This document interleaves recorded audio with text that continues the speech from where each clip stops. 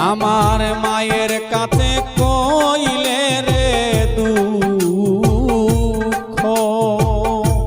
আমার মায়ের কলজা ফাইটা যাইব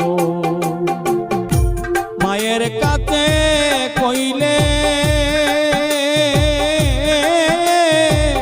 দুঃখ মায়ের কলজা ফাইটা যাইব বাবার কাছে কইলে দুঃখ রে আমার ব্যথায় বাজান মইরা যাইব মন পোড়ানো ব্যথা ও ব্যথা তার কাছে এ জানাবো আজ আমার কলজা পোড়া ব্যথা